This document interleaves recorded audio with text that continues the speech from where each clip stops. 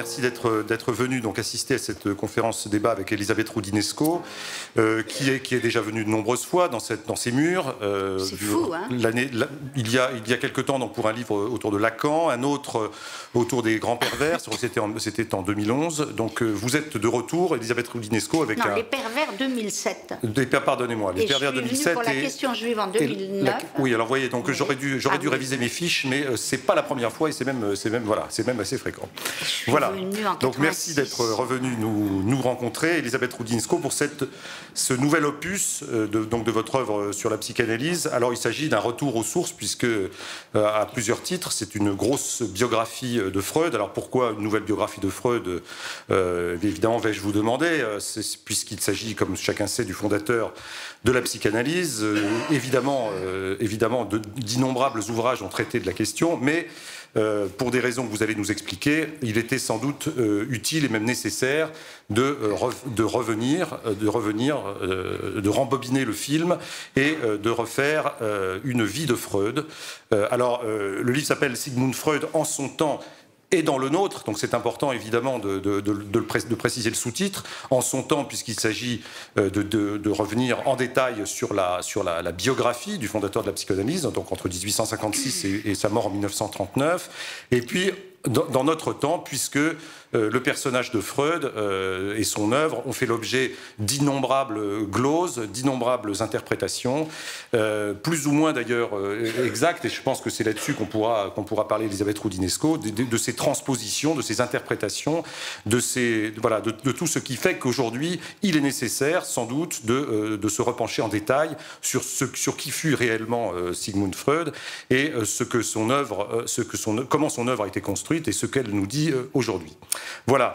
Alors, Elisabeth Roudinesco, chacun vous connaît comme historienne de la psychanalyse. Je rappelle que vous avez été l'auteur d'un dictionnaire de la psychanalyse. Je suis brouillé avec les dates, donc c'est 97, donc une œuvre assez monumentale. Je suis venue aussi.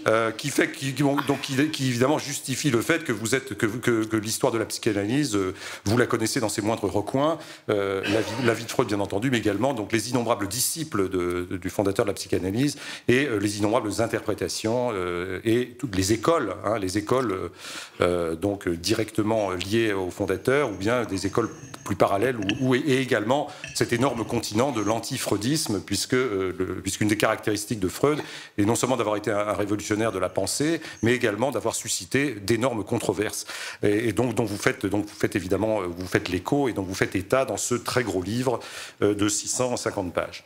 Voilà. Alors d'abord, peut-être la première question, Elisabeth Roudinesco, c'est quand même de vous demander pourquoi vous avez voulu vous lancer à nouveau dans ce travail. Était-il, à vos yeux, indispensable de refaire en détail l'histoire de Freud et du freudisme?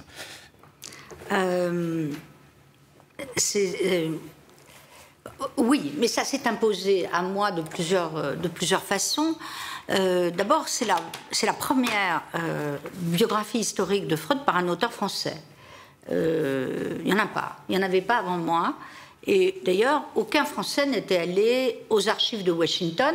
On ne peut pas aujourd'hui écrire un livre historique sur Freud si on ne va pas aux archives de Washington. Alors, je précise qu'il s'agit de la bibliothèque du Congrès. C'est la bibliothèque du Congrès de Washington où sont déposées les archives Freud qui ont été entreposées dans les années 50-70 par Kurt Eisler, viennois immigré, et qui a interrogé la totalité des témoins qui avaient connu Freud. C'est un travail absolument gigantesque.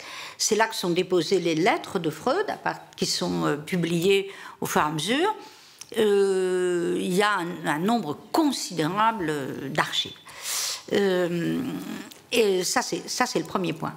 Deuxième point, j'ai été fortement encouragée par mon éditeur, Olivier Bétourné, mais aussi par Jacques Le Goff, avec qui mort avant la parution, il n'a pas pu le voir, mais avec qui j'ai un dialogue depuis longtemps, depuis que j'avais une admiration très grande pour la manière dont il avait construit son Saint-Louis, en son temps et dans le nôtre. Il ne l'a pas appelé comme ça, mais la construction du Saint-Louis, les facettes de Saint-Louis étaient, à mon avis, le modèle de biographie, en tout cas, de restituer un personnage dans son temps. Avec tout de même une énorme différence, puisqu'il avait précisé que l'histoire de Saint-Louis était vraiment difficile à faire. On a assez peu de choses finalement sur Saint-Louis d'attester. Et donc c'était évidemment rien à voir évidemment avec Freud, sur lequel la documentation est absolument abondante. Ce qu'il y avait à voir, c'est que sur le Saint-Louis, il y a plus d'historiographie, puisque c'est beaucoup plus que sur Freud.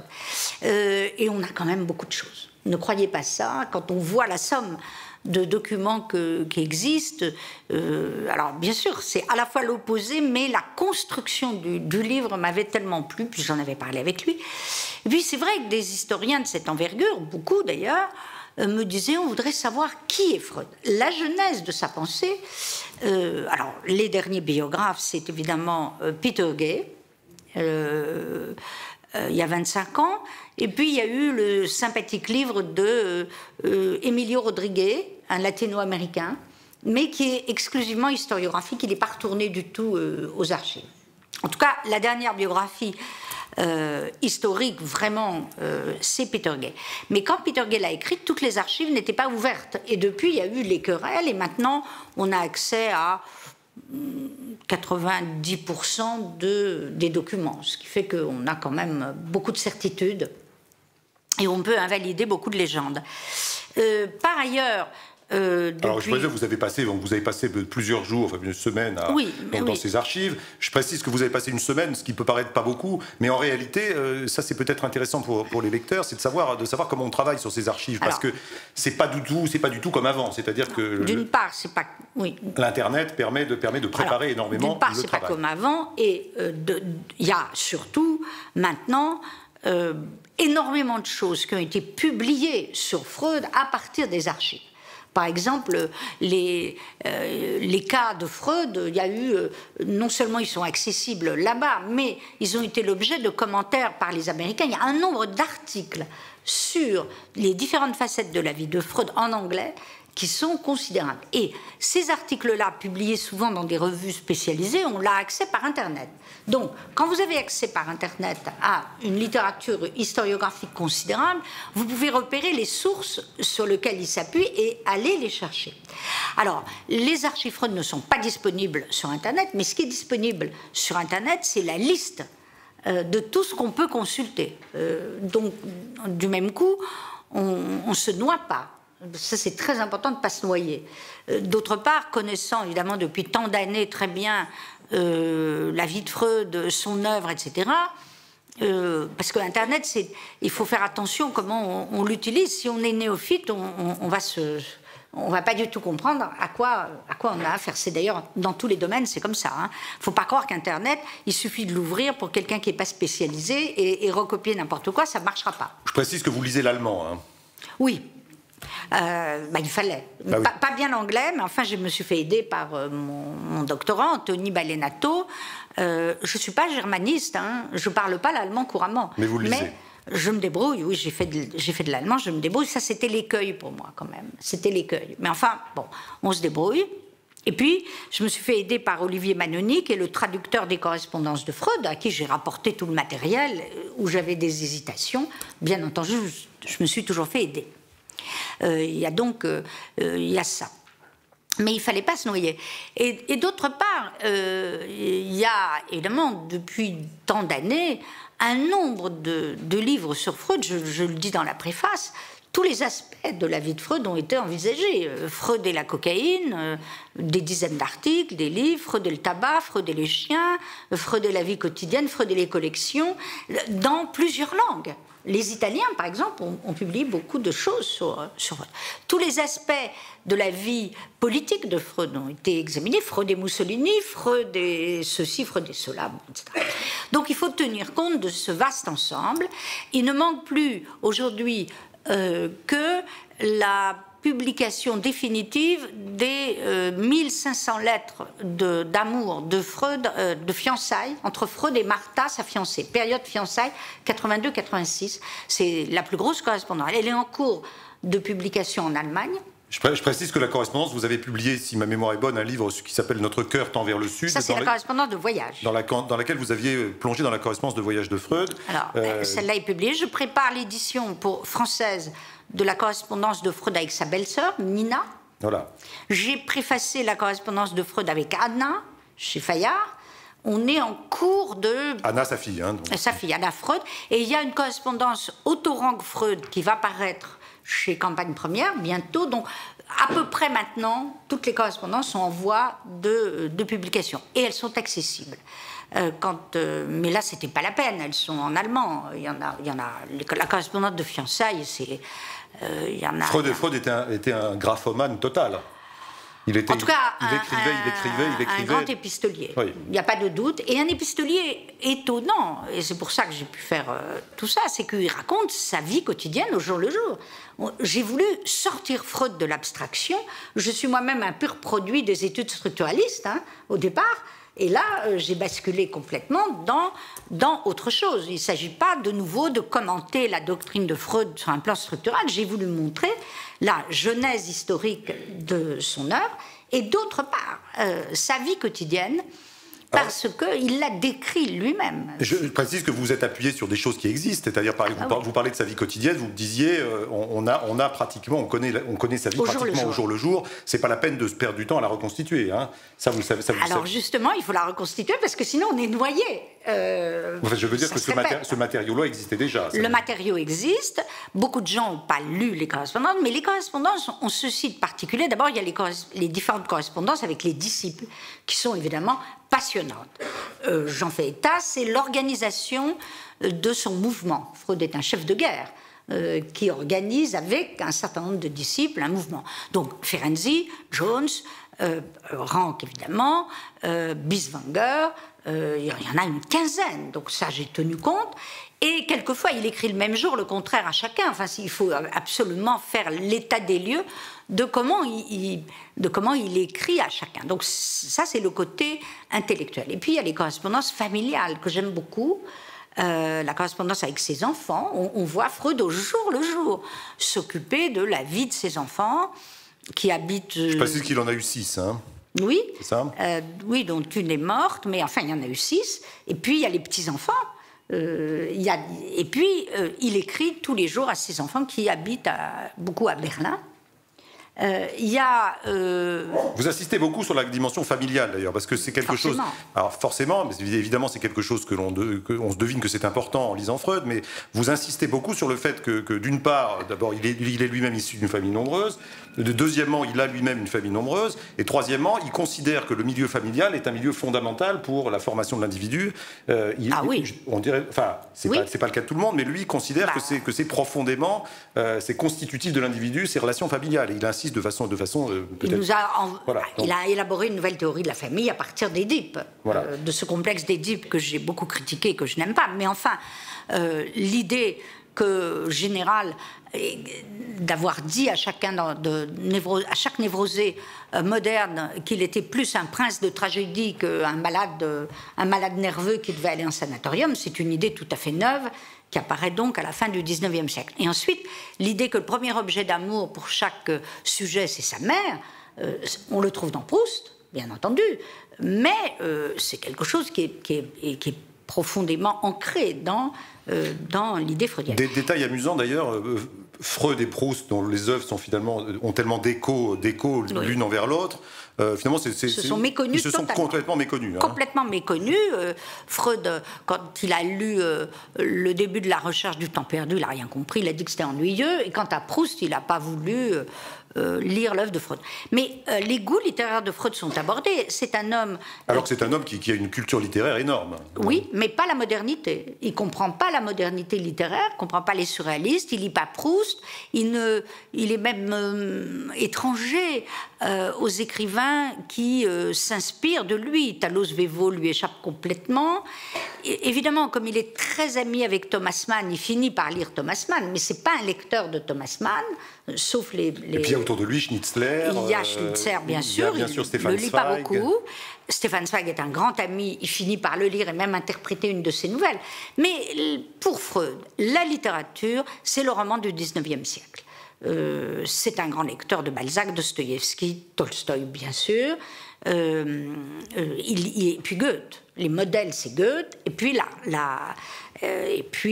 il aime lire des ouvrages d'histoire, d'archéologie. Il est profondément ancré dans le 19e siècle.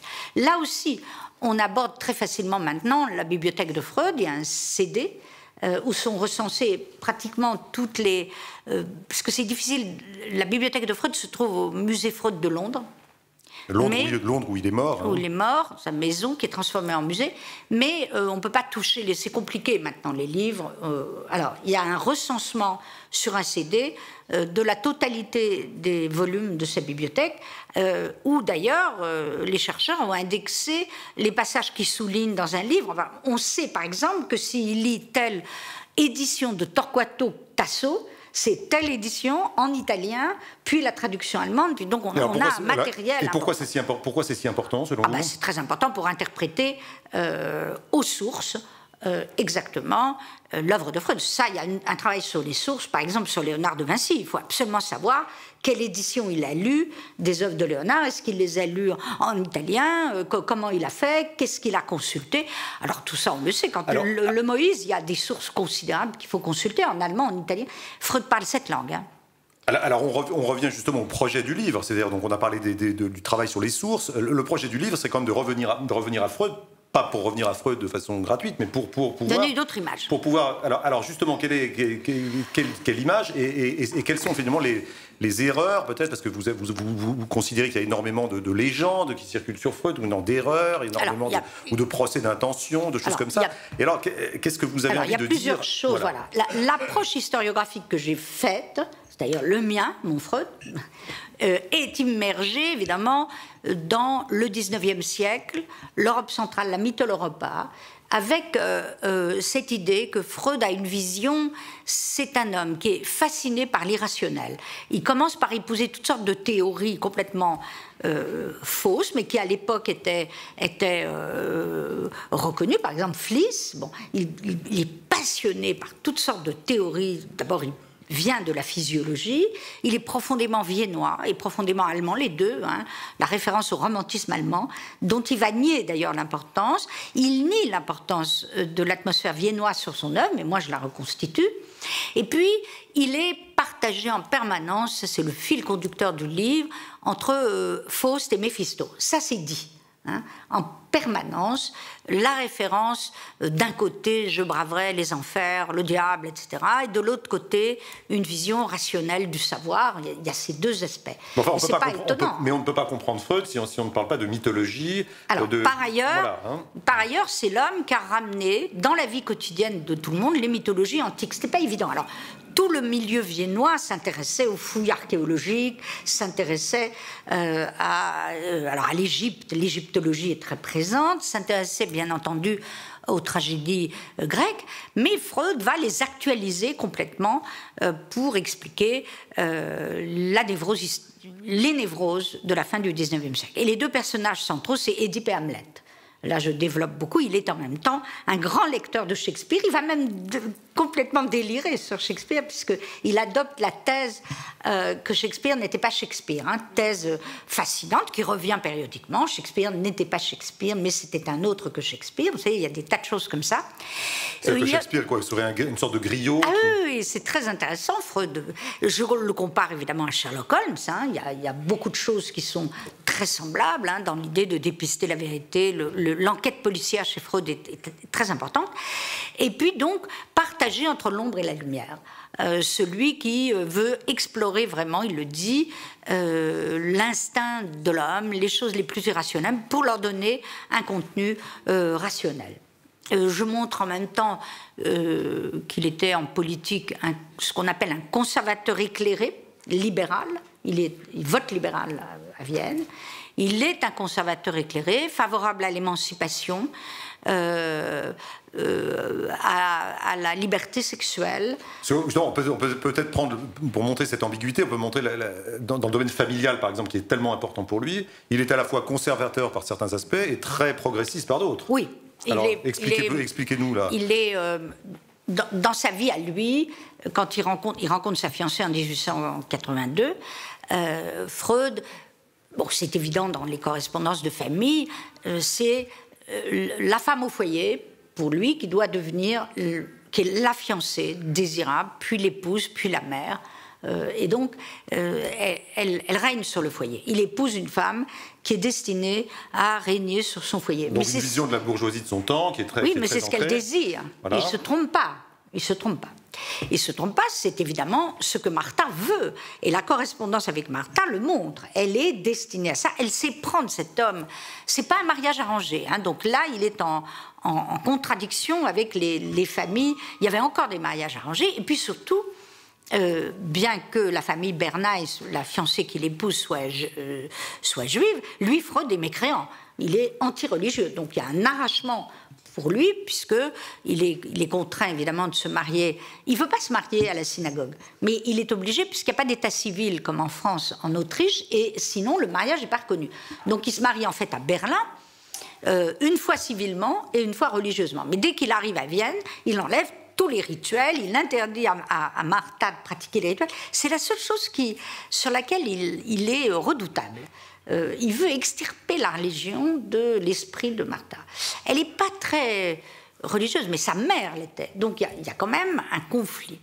Et puis, autre chose qui est importante, à cette époque, on se marie entre familles. La sœur de Freud épouse le frère de Martha.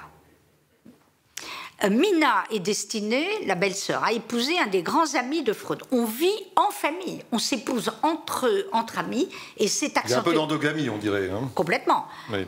Et en même temps, c'est des familles juives, c'est communautaire. Et alors justement, c'est peut-être la source de bien des malentendus. Je prends par exemple l'idée selon laquelle il aurait courtisé, éventuellement fauté avec sa belle-sœur. Mina, c'est une légende. Alors je vous dis, c'est une légende qui a été colportée. C'est une légende qui s'appuie. Qu'est-ce qu'on peut dire de certains là-dessus alors? C'est une légende qui s'appuie sur quelque chose où là, si on n'est pas très méticuleux sur le sens de la correspondance, il accordait à Mina une place considérable.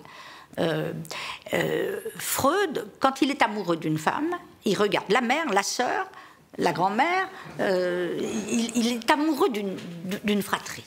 D'une famille, d'une généalogie. Donc, oui. Donc, il rencontre Martha, tombe amoureux de Martha. C'est la femme désirée. Les lettres sont des lettres d'amour, de fiancés qui désirent. Ça va durer 4 ans de frustration. Oui. Ce sont des lettres. Il n'y a vraiment pas à se tromper. C'est Martha. Mais qu'est-ce qui fait? Mina et Martha se ressemblent beaucoup. Elles vivent très proches l'une de l'autre. Dans ces familles, il y a des couples. Et donc, Martha et Mina, elles vivent très, très proches, en proximité l'une de l'autre. Et il devient intime de Mina. Ma sœur chérie, mon amour de sœur, je suis ton frère. Il appelle la mère de Martha sa mère, et il séduit Mina, qui est séduite par lui. Elle est séduite par lui, et alors c'est évidemment une séduction très intellectuelle. Est-ce qu'il y a quelque chose de charnel là-dedans? Forcément, il y en a toujours, mais il ne peut être proche de Mina que parce que précisément c'est pas sexuel. Voilà, c'est bien défini. C'est bien défini. Mais il ne peut pas s'en passer. Donc il a une correspondance parallèle avec Mina, une correspondance avec Martha, une correspondance tout le temps où Martha et Mina lui écrivent ensemble, où il écrit ensemble à Mina, Martha et à la mère, et au frère.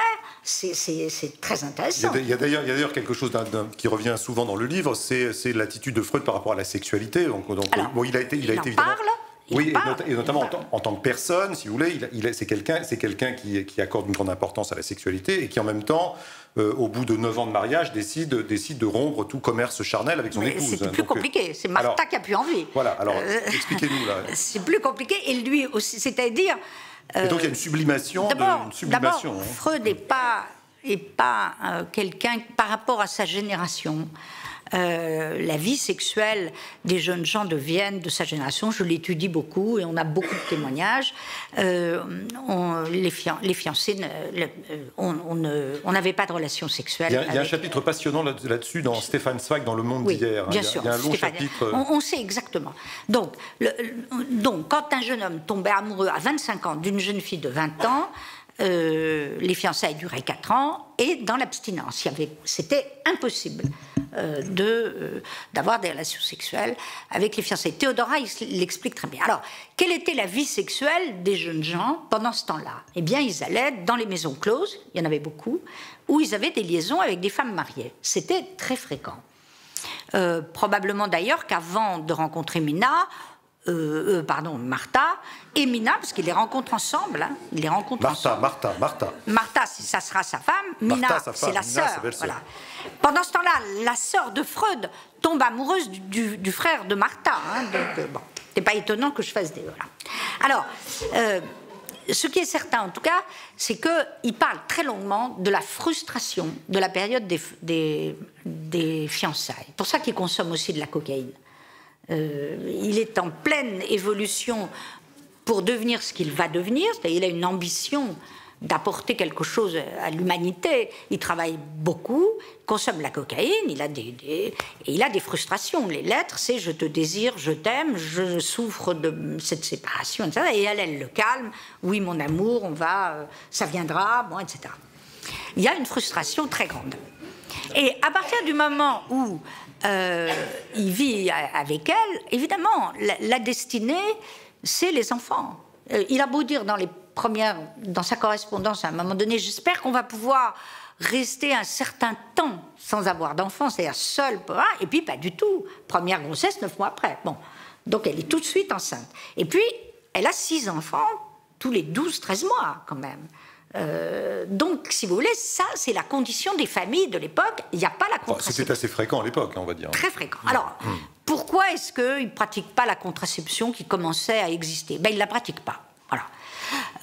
Il ne pratique pas non plus, pour être très clair, le coït interrompu, il en parle. Je ne parle que de comment Freud se décrit lui-même. Et donc, elle est épuisée par les grossesses, et c'est parfaitement normal, vous n'avez qu'à vous représenter ce que c'est. En plus, ils sont installés à Vienne, ils n'ont pas tellement d'argent. Il y a, à l'époque, c'est intéressant, les femmes n'allaitent pas, donc il y a une nourrice à chaque fois. Au bout d'un certain temps, il y a 3 domestiques. Et puis quand le fiancé de Mina meurt, là aussi c'est très intéressant, tout le monde meurt de tuberculose, beaucoup de gens meurent de tuberculose en bas âge. La mortalité en bas âge est très fréquente, donc Freud est confronté à la mort, à la vie, à la naissance, aux grossesses, à toute une série, à la vie quotidienne. Je l'ai montré dans cette vie quotidienne. Et évidemment, Mina va venir habiter à Vienne, parce qu'elle va s'occuper longtemps de sa mère. Il y a toujours un des membres de la fratrie qui reste avec le parent qui survit. Parce qu'on a 6 ou 7 enfants, donc il y en a toujours un célibataire. Rappelez-vous aussi, au XVIIe siècle, il y avait toujours, dans les familles françaises, un qui devenait prêtre, un qui allait en armée, l'autre qui faisait ceci et cela. Donc, si vous voulez, c'est des places bien définies. Et dans ces familles-là, il y en a toujours une qui se marie pas. Et ça sera Mina. Le fiancé meurt. Et puis elle n'en trouve pas un autre. Freud l'encourage d'ailleurs à trouver un autre. Il voudrait que ce soit un de ses amis, toujours. Hein. On se marie entre soi. Et puis finalement, elle va venir habiter avec eux à Vienne. Il n'y a rien d'étonnant à tout ça. Et à partir du moment d'ailleurs où elle-même devient une vieille dame, on la confond avec Martha. Et c'est vrai qu'au bout de plusieurs années de mariage, il décide d'un commun accord avec Martha de ne pas avoir d'enfant, donc pas trop de relations sexuelles. Et d'ailleurs, quand il réessaye, il y a encore un enfant, hein, parce que Anna est née d'un accident. Il décrit longuement, d'ailleurs, son renoncement à la libido. Comment ça se passe? C'est une frustration. Il écrit que ces théories ne correspondent pas du tout à sa vie, qu'il ne profite pas du tout de ce qu'il pense. C'est assez clair. Freud est assez clair. Il n'y a pas de raison de ne pas le croire. Hein. Ces lettres n'étaient pas du tout destinées à la publication, donc voilà.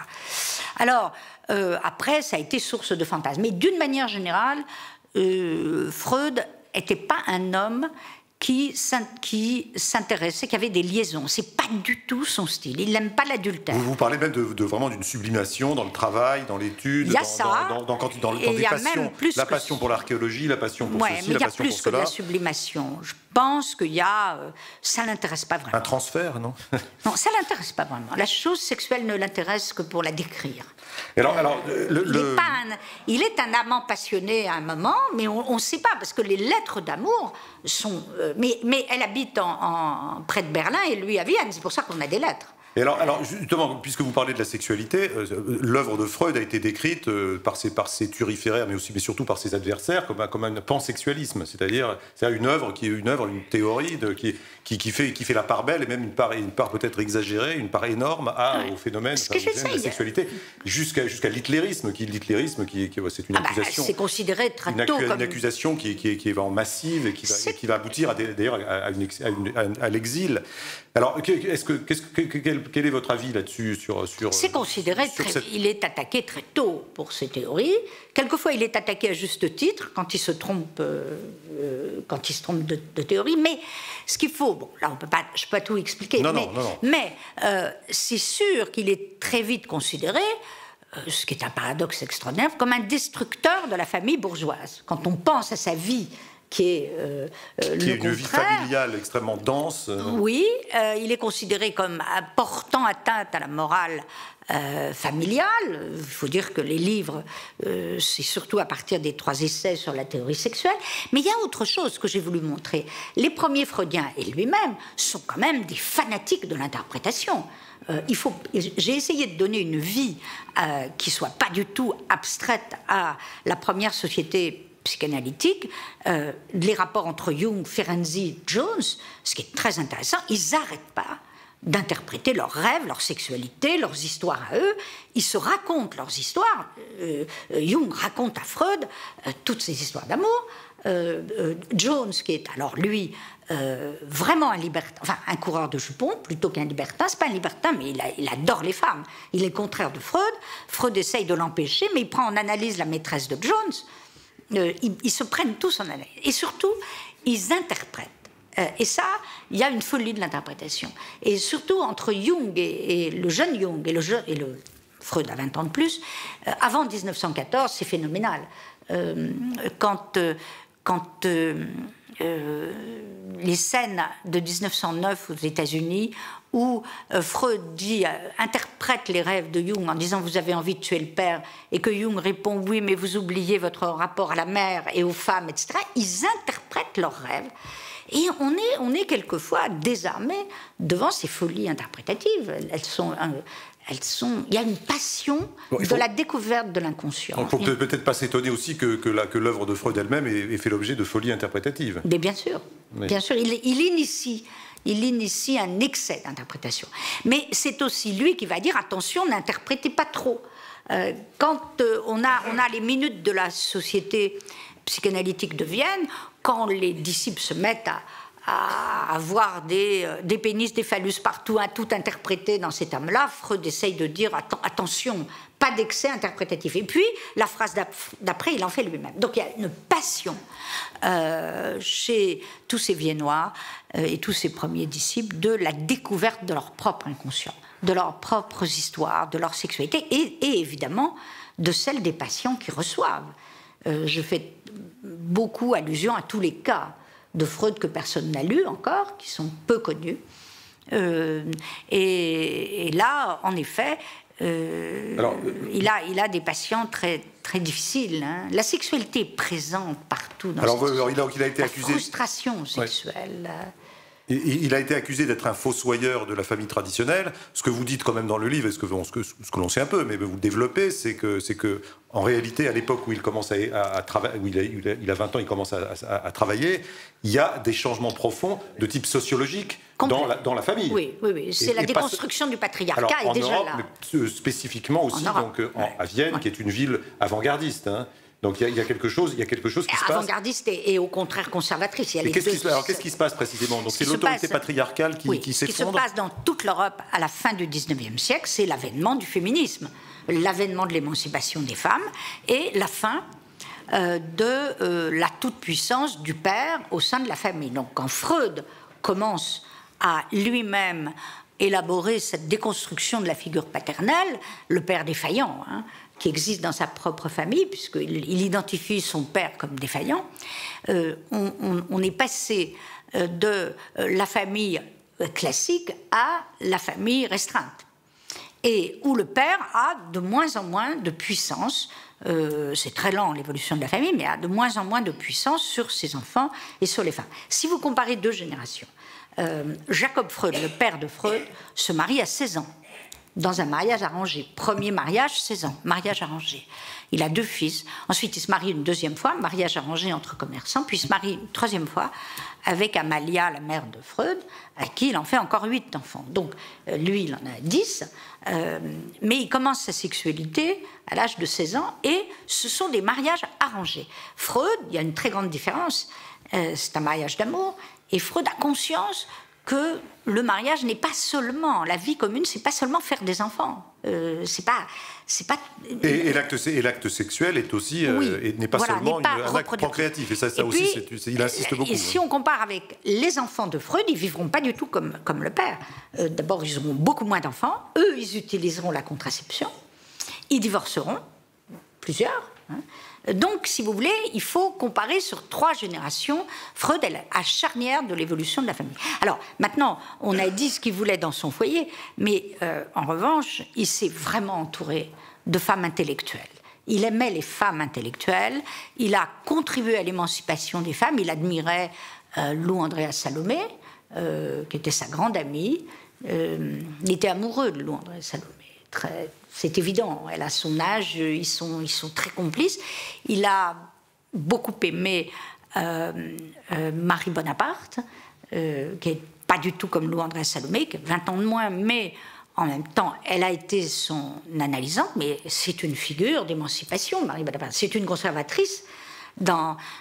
C'est une conservatrice en politique, mais c'est des figures d'émancipation. Et dans la société psychanalytique, sur plusieurs années, les femmes vont, à partir de 1910, occuper une vraie place, très importante. Mais alors le paradoxe, évidemment, c'est que tout en étant très favorable donc à cette évolution au féminisme, il se voit également comme un patriarche, à la fois familial, mais aussi un patriarche intellectuel, fondateur d'un mouvement. Donc il se voit en figure paternelle lui-même. Il se voit en figure paternelle, mais pas une figure paternelle destructrice de la descendance. Une figure paternelle émancipatrice, c'est ça? Émancipatrice. Il est... alors évidemment, lui, il est obsédé par le meurtre du père. Mais dans les années 20, il y a une révolution. Dans les années 20, après la chute des empires centraux, apparaissent les thèses de Mélanie Klein, que Freud va combattre. Et là, c'est la mère.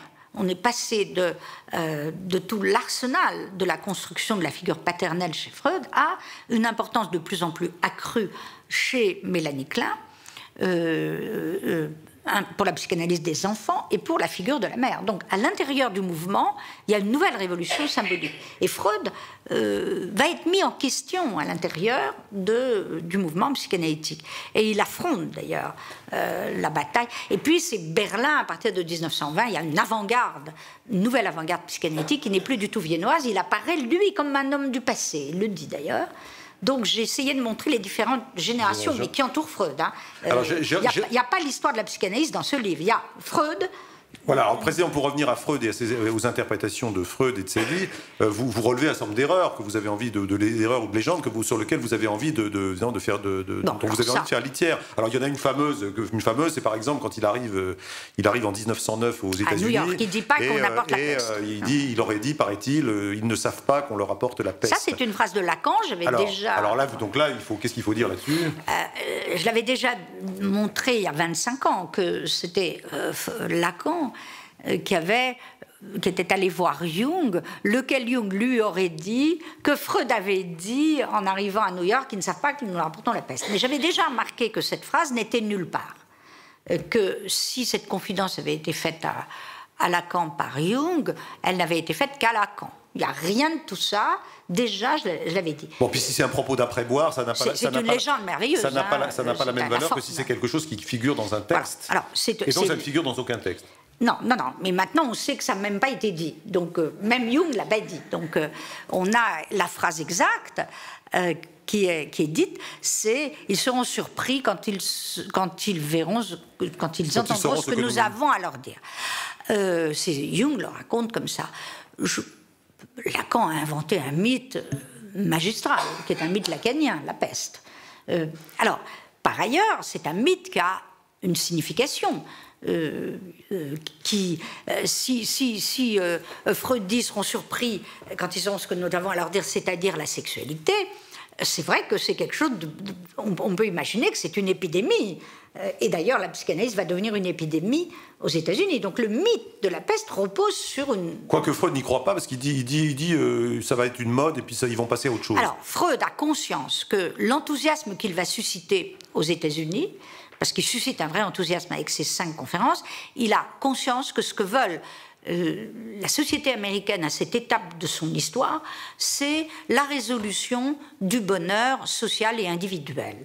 Et donc, il est en porte-à-faux, parce que lui, c'est pas ça. Sa doctrine, c'est pas solutionner les problèmes de la morale sexuelle et du bonheur. C'est l'exploration de l'inconscient, c'est quelque chose de très lourd. Déjà, bon, le premier Freud n'est pas le deuxième Freud, hein, mais au fond, ce qui intéresse Freud déjà à ce moment-là, c'est l'exploration de l'inconscient et pas la thérapie du bonheur. Or, aux États-Unis, c'est reçu comme un miracle, la psychanalyse, comme une cure magique, comme une cure quasi religieuse. Il y a un enthousiasme religieux. Et dans Freud, ce pays très religieux, d'ailleurs. Hein. Dans ce pays très religieux.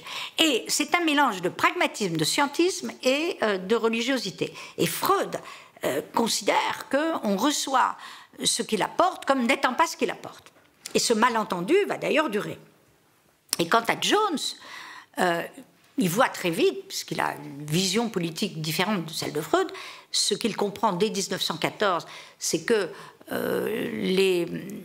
l'alliance des empires centraux va perdre la guerre, que l'extension va être américaine, il le voit très bien, ça sera d'ailleurs encore plus avec la montée du nazisme, et donc pour Freud, au fur et à mesure que sa doctrine devient anglophone, qu'elle conquiert l'Amérique après 1920, et que, au fond, Vienne devient une minuscule ville archéologique, quasi archéologique, pour lui, c'est évidemment terrible. C'est terrible. D'où un anti-américanisme épouvantable.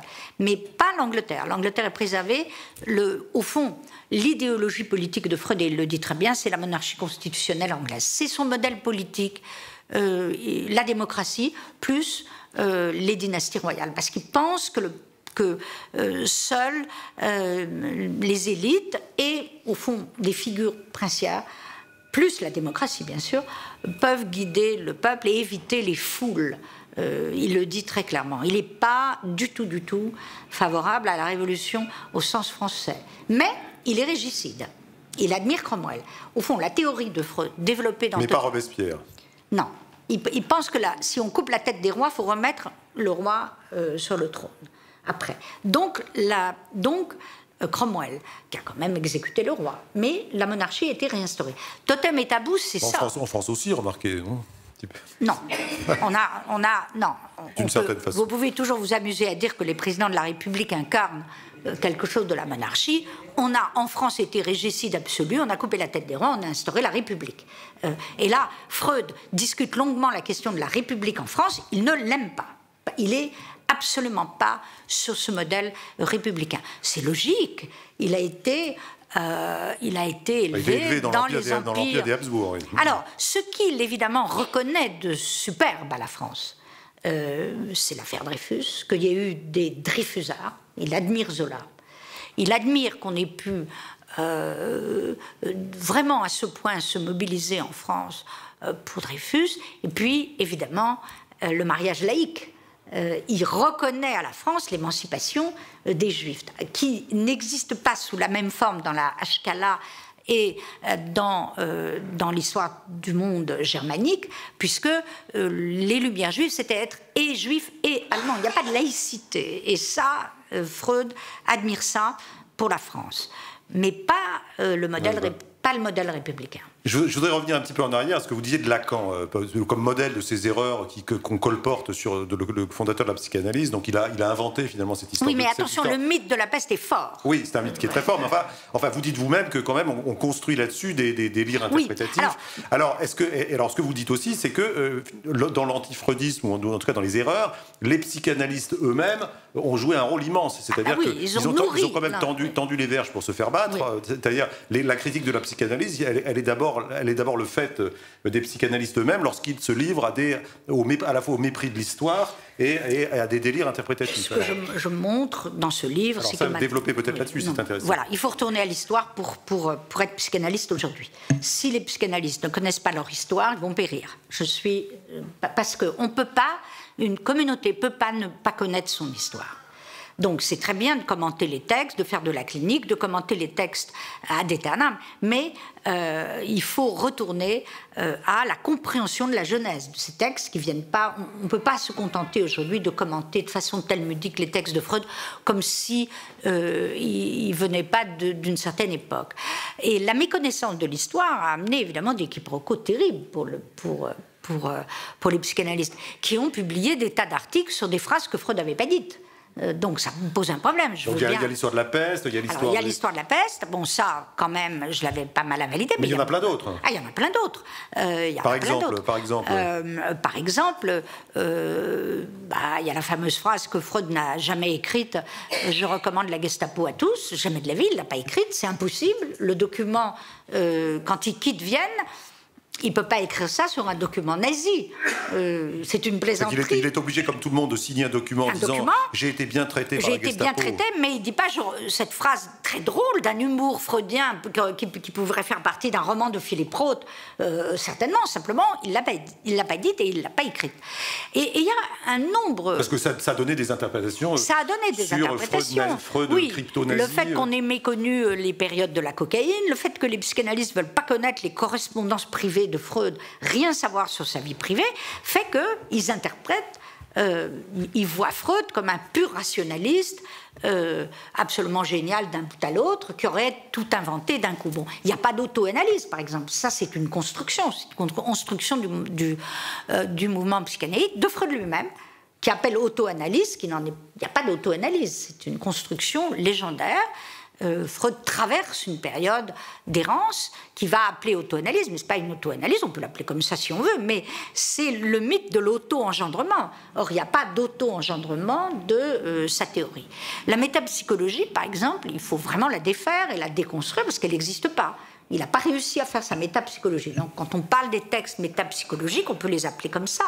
Mais aujourd'hui, il faut montrer qu'il n'a pas fait la métapsychologie. Puis alors, les patients, ça, c'est beaucoup plus grave. Parce que beaucoup de psychanalystes ne connaissent pas les noms réels des patients. Donc, ne peuvent pas faire la différence entre les cas publiés et l'histoire des personnes dont les cas ont été publiés. Or, ça, c'est fondamental de connaître l'histoire de plusieurs histoires. Qui étaient les patients? Qu'ont-ils dit ou pas dit de leur traversée de la cure? Quels étaient au fond, en dehors des cas publiés qui étaient destinés à montrer que la psychanalyse guérissait les névroses, qu'est-ce qui s'est passé en réalité? Et en réalité, il s'est passé que la plupart des cas, des histoires de patients montrent que leur vie a changé, mais pas qu'ils ont guéri de façon spectaculaire. Je montre aussi que leur vie a d'autant plus changé qu'ils devenaient psychanalystes. C'est le cas de Marie Bonaparte, qui est arrivée comme patiente, puis qui termine comme analyste. C'est très important. Que beaucoup de cas qui étaient identifiés comme névroses par Freud étaient en fait beaucoup plus lourds que ça. Il s'en rend compte à partir de 1914 pour introduire le narcissisme. Donc il faut réviser absolument maintenant quel était l'état des lieux des patients. Sinon, en effet, ça donnera un antifreudisme radical du genre il a guéri personne, il était un escroc, il s'est trompé sur tout, il a pris beaucoup d'argent à des gens qui n'ont pas guéri. Critique ce qui est très souvent voilà. émise. Hein. Et donc, je montre là qu'il faut vraiment replacer dans le contexte qu'est-ce que Freud appelait névrose, qui n'était pas une névrose, à quoi il s'est confronté dans les cures, toute la correspondance le montre, là où il s'est complètement trompé, là où il a au contraire réussi, et puis invalider beaucoup de légendes. Pour les antifreudiens radicaux, par exemple, Freud n'a guéri personne, a escroqué beaucoup de gens, mais par exemple, quand on voit que tel patient de Freud, je ne parle pas des cas bien connus, tel patient de Freud, incurable, atteint de pathologies très lourdes, vont voir, j'en parle, une trentaine de spécialistes des maladies nerveuses de l'époque qui font pas mieux que Freud. Mais ça sera Freud qui sera accusé de ne pas les avoir guéris. J'avais déjà rencontré ça, d'ailleurs, avec Lacan. Il y a un côté bouc émissaire, c'est ça que vous voulez dire? Oui, oui, oui. On a plusieurs cas que je publie, dont je parle. Et là, en effet, il se confronte à une incurabilité, surtout les patients autodestructeurs, masochistes primaires, qui ne veulent jamais guérir. Et là, évidemment, ils vont tous voir, je montre le circuit des spécialistes des maladies nerveuses, puis pour beaucoup, ils vont finir leur vie dans un asile, dans le suicide. Bon. Mais ce qu'il faut dire, c'est qu'ils ont participé à une histoire. Et c'est valable pour aujourd'hui, c'est-à-dire savoir qu'il y a des patients qui... avec le meilleur analyste du monde, ça ne pourra pas marcher, mais ce qui ne veut pas dire qu'il n'y a pas des très mauvais analystes. Hein. Pas, voilà. Mais là aussi, il faut trouver un équilibre.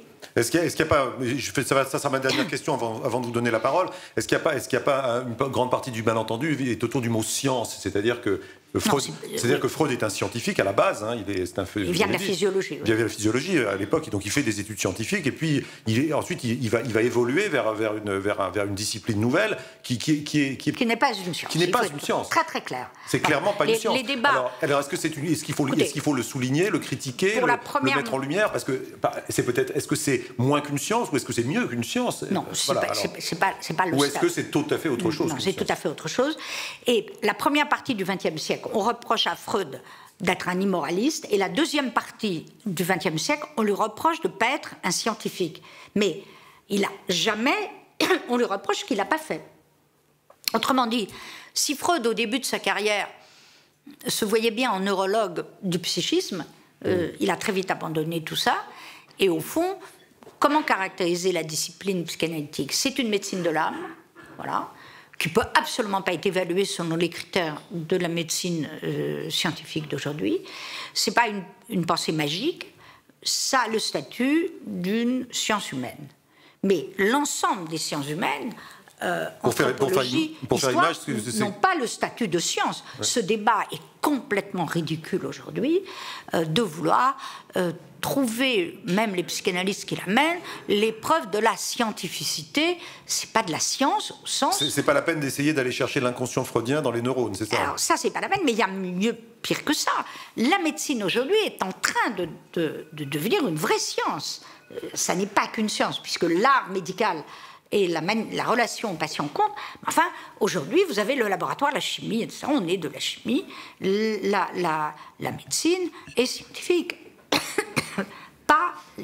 pas les médecines de l'âme. C'est pour ça qu'elle s'appelle médecine de l'âme. Donc il faut séparer les deux choses. Merci beaucoup, Elisabeth Kudinesco.